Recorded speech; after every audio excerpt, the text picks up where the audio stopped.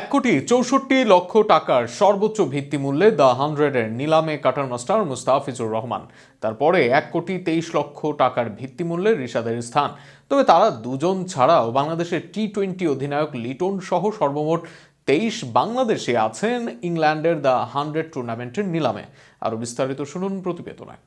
ইংল্যান্ডের franchise tournament the 100-এর আসন্ন আসরকে সামনে রেখে নিলামে নাম লিখিয়েছেন 710 জন ক্রিকেটার। এই তালিকায় আছেন বাংলাদেশি 23 জন বাংলাদেশি খেলোয়াড়। সর্বোচ্চ ভিত্তিমূল্য ধরা হয়েছে 1 লাখ পাউন্ড, বাংলাদেশি মুদ্রায় প্রায় 1,64,00,000 টাকা। এই ক্যাটাগরিতে জায়গা পেয়েছেন tiger pacer Mustafizur Rahman.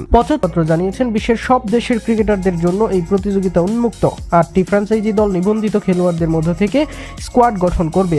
British সংবাদ মাধ্যম বিবিসিকে দেয়া তথ্যে বলা হয়েছে প্রায় 18টি দেশের প্রায় 1000 ক্রিকেটার নিলামের জন্য নিবন্ধন করেছে। অস্ট্রেলিয়া, দক্ষিণ Africa, New Zealand, Pakistan, West Indies থেকেও উল্লেখযোগ্য সংখ্যক ক্রিকেটার তালিকাভুক্ত হয়েছেন।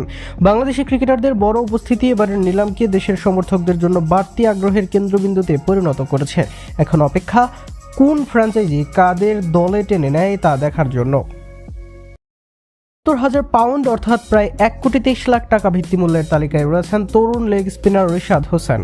31,000 পাউন্ড যা বাংলাদেশি টাকায় প্রায় 51 লাখ এই ভিত্তিমূল্যের ক্যাটাগরিতে আছেন নাসুম আহমেদ, তাসকিন আহমেদ, জাকির আলী অনিক, লিটন দাস, শেখ মেহেদী হাসান মিরাজ, তানজিম হাসান শাকিব, তানজিদ হাসান তামিম, সাইফ হাসান, শামীম হোসেন পাটোয়ারি, পারভেজ হোসেন ইমন, নাজমুল হোসেন শান্ত ও তাওহিদ হৃদয়। একই ভিত্তিমূল্যে আরও নাম দিয়েছেন শরীফুল ইসলাম, তাইজুল ইসলাম, নাহিদ রানা, হাসান মাহমুদ, রিপন মন্ডল, নাইম শেখ, সাব্বির রহমান ও সৌম্য সরকার। ইংল্যান্ড অ্যান্ড ওয়েলস ক্রিকেট বোর্ডের এক মুখপাত্র